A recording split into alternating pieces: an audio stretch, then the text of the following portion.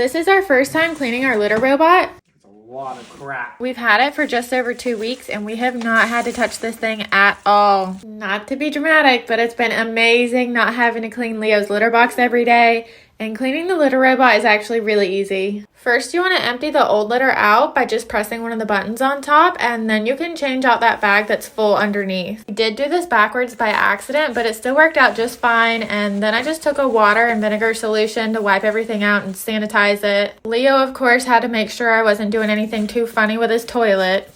But considering how long it had been, I was really expecting it to be a lot more dirty than it was. But yeah, you just put that new bag in and make sure it's fitted nice and snug. And then you can put the new litter in. I will say that this was a little bit difficult since it wasn't a full container of litter. It was just hard to get it in at that angle. We filled it to the max fill line and then it was ready to be back in business. Leo loves his new spaceship. I told him it teleports his poop into outer space. And here he is wondering why I'm congratulating him for pooping. This is our second time cleaning our litter robot, and today we're doing a deep clean. We've had it just over a month now, and it's been about 2.5 weeks since I've cleaned it. First, I emptied out the old litter, and then I got rid of the bag full of crap.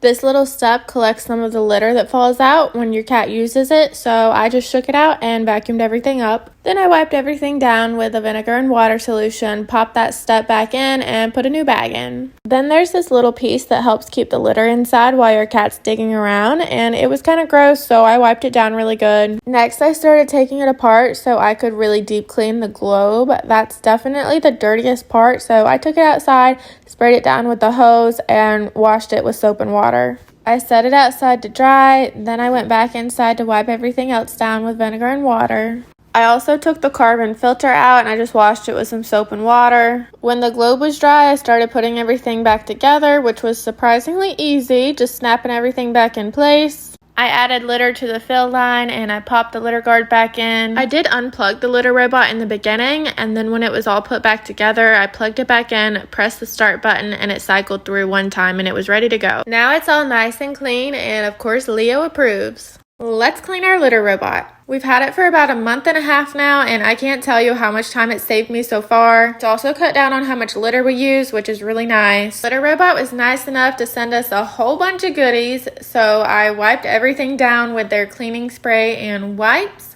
They're both all natural and fragrance free. Leo, of course, had to watch me the whole time to make sure everything was up to his standards. Thankfully it was. I wiped everything down on the outside as well, although it's not really necessary. It also sent us an odor trap pod. It's obviously supposed to help eliminate any odors. I think the carbon filter that the litter box comes with does a really great job because ours doesn't smell, but the pod is definitely a bonus. I emptied the waste drawer and put the odor trap in along with a new bag, and then that was all good to go. Lastly, we're trying out Litter Robot's premium cat litter, and I'll have to do an update later to see how it holds up, but so far I really like it. So far it's been tracking less than our usual litter, and if you've seen our other cleaning videos, you know this litter was much easier to pour inside the globe. Then I vacuumed before putting the litter mat down, and Leo gave it 2 toe beans up.